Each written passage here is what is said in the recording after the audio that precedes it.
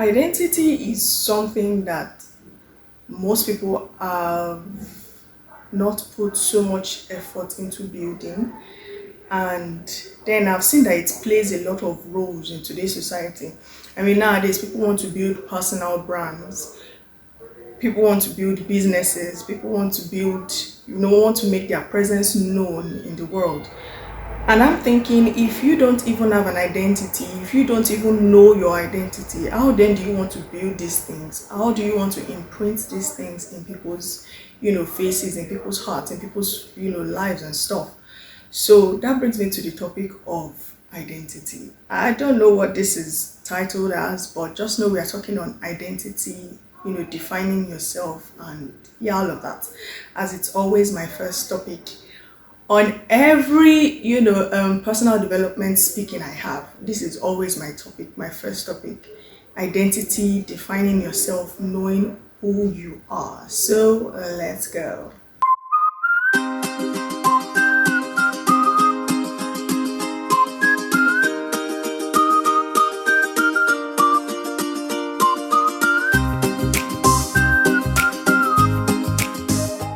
Hi everyone, welcome to Donia Deni's channel. I am Donia Deni, and on this channel we talk on everything personal development, faith and lifestyle. So don't be skeptical if I enter a little bit of spirituality while trying to pass my point across. Before I even start, I want to talk about something. So I also want to pass a warning out there. If you're a kind of person who's like me, or you're in a space whereby you have a lot of people listening to you, or you're in a leadership position, or you're an influencer, or whatever of that sort, you could get my drift. Be careful the kinds of responses you give to people, because those responses help people see who you truly are, or who you are in the grand scheme of things. So I'm just going to cite an example. Way back in 2023, it was 3 years into me doing social media management. And then I didn't know what to always charge. Okay, it's not even either or. I always undercharge. All right, with 3 years experience, I started in 2020. With 3 years experience, at least as at 2023, 3 years, I should be charging, at least for a month on a contract basis, I should be charging about 50k. I mean Nigerian naira. I should be charging about that amount, but I didn't know if that was too much or too low. I didn't even get myself. So we have this social media management community, and there was a day I just asked, because there was a client that was reaching out to me. She wanted me to work with her, and I asked in the community that, what does the social media manager of 3 years experience, what amount should they charge? And then the so-called leader of the community, or the owner of the community, saying she has 8 years, 9 years in social media management. Well, good for you. I follow you, by the way. I follow you. No dibs, no shades to you.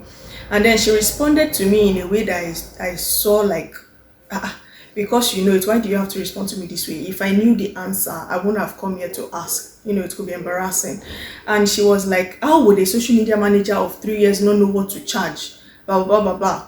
Considering that the first 2 years, I basically did social media management as a volunteer. Okay, so I was just doing it for free, so to speak. I did as a volunteer, and then she came up with that response. And in the end, she didn't even answer my question. She didn't give me a specific amount, things like that. Now in 2025, 5 years in social media management, for me, I know my onions already. I'm good at what I do. I mean, I get freelance jobs. I know how much I charge now. And you get results, 100% results. And now she, on her page, has now started the series of creative, what does she even call it? Maybe creative art or creative something. And what she's talking about now is the aspect whereby creatives don't know what to charge. Social media managers don't know what to charge with their years of experience and their results, considering their portfolios and all of that. And now I'm wondering, this same you, 2 years ago when I asked, you threw dibs to me. I mean, I'm not a drama queen when it comes to things like that, because it's a minority and it can taint my identity. So I just put it aside, because it literally So when I see a content on that, I just scroll because I don't want to hear you. What I couldn't get from you, I was able to get. Thank God, and thank God I take classes every single year. So I take media courses, I take social media management courses, I take content strategist courses every single year. So it's like renewing and refreshing the things I know and even adding to the things I know. So now I really don't want to see your video. So right now you're on mute, or well, I say blocked, because I'm not going to unfollow you, because I also gained some things from it, truthfully. Like I said, this is not deep, this is not shade, but I'm just trying to let it out there known that if you're somebody in that space, that people look up to you for answers, people come to you and for coaching, for mentorship and all of that, be careful the kind of responses you give to people. If I was the kind of person that was easily swayed, I would have seen her as, oh, this person doesn't even know how to respond to people, and is this the person that wants to be leading people in certain, in this industry, in social media management industry and things like that. But I really couldn't give a rat's ass, to that response. But now I know how much I charge and I know how much I'm worth. So that's that on that. Let's move to the major topic for this video. Okay, I hope you have enjoyed this video thus far. If you have, please click the subscribe button, turn on post notifications, like, share and comment. Please drop a comment. It is so important, honestly speaking, no matter what. And I know that this identity is something that most people want to build, most people want to maintain, and most people are really interested in, because when I had it on my podcast, that was like my first episode of my podcast, I had like 50 something listens back then. And it was just something people kept on. Even when I got to like the second season, people were still going back to listen to my talk on identity, or defining who you are. On this video, we are going to be talking about identity, which I addressed in the first phase of this video, that it is always my first topic, because I see that that is what is always dealt with in the grand scheme of things in this life. Okay, and there is one thing I want you to take from this video. Even if you do not listen to everything I say, I want you to take this one thing, that your identity matters a lot, and your identity comes from something. And like one of my mentors will always say, the source of a thing is its sustenance. Your identity will always come from something, but it is left for you to know what you represent, what you exude. Once people see you, what do they see you as? What do they associate you with? Okay? And that's why I always love to talk on identity, defining yourself and identifying, what you are. I'm going to, use my own analogy personally. I am Oluwaduni Akiomi. That is my identity. I am Black, African. That is another of my identity. I'm a very confident, bold, and brave person. That is another identity of mine. I am a pretty girl. That is an identity of mine. I barely make my hair. That is another identity of mine. So I have lots of identities that stem from sometimes what you see, what I believe, and what I carry. Okay, I'm a choleric person. I'm an extrovert. Sometimes I love to play, introverted, because it's not every time extrovert. I love to also be alone sometimes, because I need to think, process things, and see the way I can do things better or make things better. So that's like the introverted part of myself. But on a normal, I'm an extrovert. I'm choleric. Yeah, if you've noticed, thumbs up to you. Yeah, I'm choleric, and that is also my identity. That is another identity of mine. And so safe to say, it is not physical. Okay, like I said, it can be physical, it can be what you carry, it can be what you believe in. Those are the major three things in which your identity should be based upon. And I dare to say that things are being learned every day, things are being discovered every day. But in the grand scheme of learning these things, there is one thing I want to let you know that can never be taken away from you, and that is your identity. Nobody can take your identity away from you. So that is why you have to base your identity majorly on a very strong thing. And this is where my faith will come into play. I'm a Christian. I'm going to say it again. This is where my faith is going to come into play. If you take a look at your name, let's first start with your name. My name is Oluwaduni Akiomi Oluwagbemini. That is my identity. That's why people call me Duni, till I put my title at the front, which is Donia. So people call me Duni. That is my identity. Nobody bears that same name as me. I've seen Akiyomi Oluwaduni, so to speak. Like, it shocked me, considering my surname is a very scarce surname. I've seen Oluwaduni Akiyomi, but the second name is the difference. I have a friend who bears the same name as another, like exactly the same name, but the second name is the difference. No, like, an identity is just like a fingerprint. No two persons can have your identity. No. Even if you want to copy somebody, you cannot be like that person. And that is what they say makes you you. And that's what they say, even if 10 people are doing the same thing, they might get the same result. Not all 10 though. Maybe 2 out of them or 3 out of them might get the same results. But the process in which they did it will never be the same, because they are not the same person. Even twins. I'm talking identical twins. Talk less fraternal twins. Okay?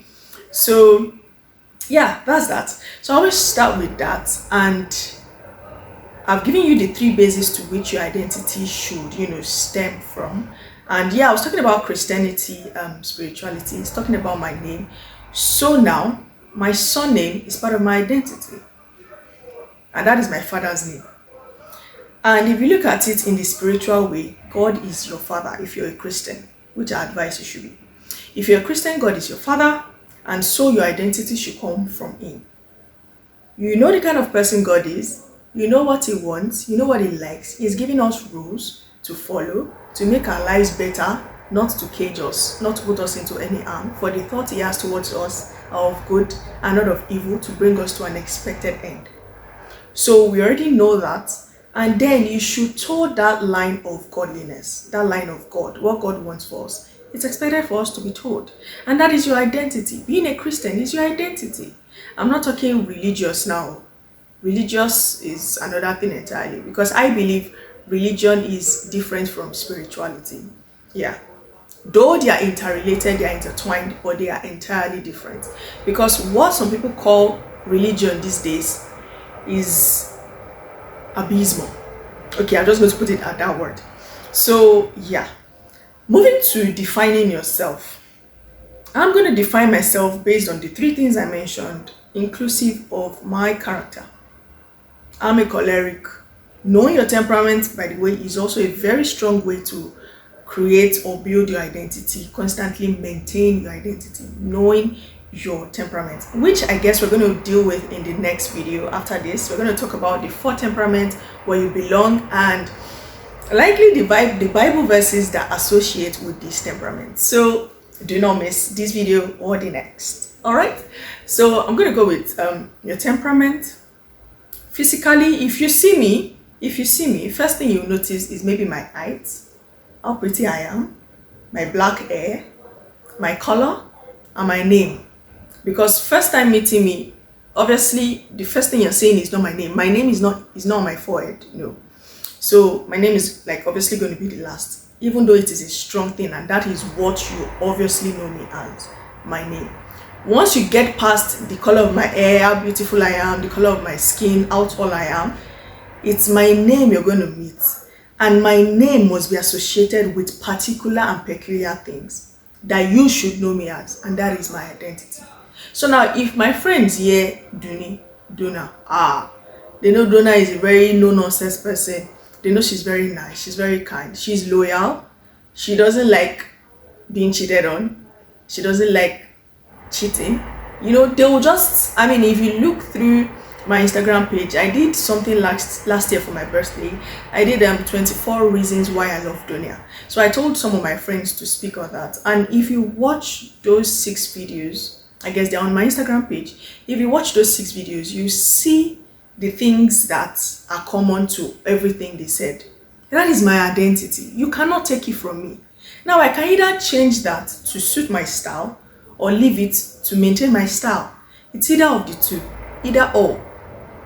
Okay, and that is why identity is a very strong thing to be based upon. There are so many places you can take your identity from. You can take your identity from God, you can take your identity from your parents, from your name, from your physical, so many things. But one thing you should know is that your identity shouldn't change. It should be static. It shouldn't be something that someone can take away from you. It should be something that they will always meet with you. either positive or negative. It's you that determines how you want that to be. But your identity, I dare say, must be something that people should always meet with you. So when they see you, when they meet you, when they hear your name, they should be able to associate you with something either positive or negative, which I advise should be positive. Yeah. Defining yourself.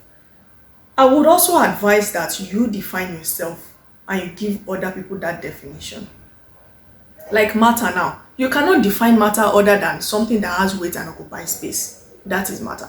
No matter how you want to define matter, that is the definition of matter. And that is the definition that matter itself has given us. Now you cannot come and say matter is anything that is somewhere. That is not matter. Matter is anything that has weight and occupies space. That is the definition of matter. So you define yourself, and you give that definition to people. Now that is what I did. That made people know that, okay, this is Doni, this is Donia, this is the kind of person she is, this is her identity. And they cannot, I dare say they cannot change it. They cannot take it away from me. Because no matter what you do to me, there are still some things that will stand. There are still some things that I will show you that you know that, okay, this is something that is peculiar to this lady. So defining yourself is a very strong thing too in identity maintaining and identity building. It's a very strong thing. Labeling yourself. Now, I always use this analogy. When you buy a cloth, there is always a label to it. Okay, that label protects the cloth. It also sustains the cloth. Because when you buy something, that label is like an instruction, it's a form of instruction. I always use clothes because it's something we wear every day and has to be washed.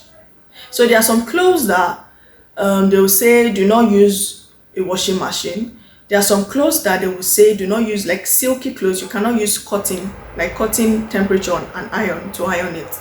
It has to be silk. Silk has to be silk. That is silk giving you its own definition. And by silk, you know that silk is a very soft and light material that is not like wool. Okay, you already know that this is this. That's basically identity. There is no two ways about it. There is no rough talks to it. But that is just identity. Labeling gives you a way of building boundaries, a way of sustaining a thing, a particular thing, a way of taking care or handling a certain thing. Okay, labeling is not there to limit you, no, it's to protect you. Okay, so you label yourself. After defining yourself, that has already like automatically put a label to you. So it's you that determines what you want people to, see you as, which is a form of label. Like now, when people see me, they know that, this one, even without me even talking, like just my aura, they know that this person is confident. I mean, I gave an example in my previous videos, whereby I was like, a friend of my dad's came up to me and was like, you have that courage I see in your dad, in you. That is a form of identity. That is an identity. And that is what I love that. If you see courage in me, if you see confidence in me, I totally love it. I mean, my boss made a statement some time ago that made me like know that I'm doing the right thing. Like she said, she admires me. Like I did something, I made a comment on something, and she was like, she admires that about me. Yeah, she was like, she admires that about me. The word admire there that she used for me, you guys do, like even she herself, I'm sure she doesn't know how much that word did to me that day when she made that statement to me. Because that is a form of confidence. For someone to admire something about you, it took you confidence to do that thing. And that means you actually have the confidence, or you have confidence, and you are confident. Okay? So labeling is not to restrict you or to limit you, but rather is to protect you, to put a boundary around you, and to know that, yes, these are lines I cannot cross. Okay, these are lines I can cross. So identity matters in the grand scheme of things in this life. It is the way people see you. And if you have any other questions on identity or want to talk about anything on identity, because there are so many things I can say on identity, but I can't say it in 20 minutes or less. I don't want this video to be long so it doesn't bore you people. But over the course of the weeks of this month, we can talk about identity throughout. I think, yeah, that's what we're talking about in my calendar.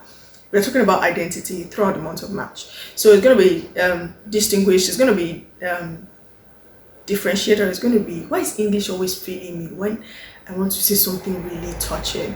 It's going to be explained, it's going to be expatiated over the course of 4 weeks. Yeah, in 2 different topics. So in the next week, we're going to be talking about temperament, which is also a form of building your identity and knowing your identity.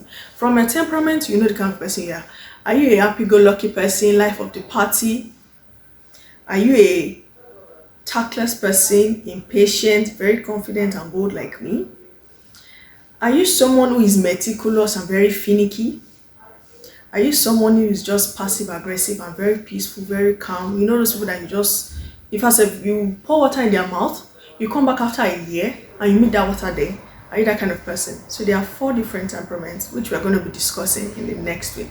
And we're going to be seeing Bible verses that attach themselves or that speak on this temperament. So I hope you enjoyed this video. Thank you for tuning into this channel, watching this video till the end. I hope you gained a thing or two. If you want me to talk on something, or you have a question, or you want me to expatiate on something that isn't clear to you, please let me know in the comments and that topic, and best believe I'll get right to it. So see you guys on the next one. Love you guys. Bye.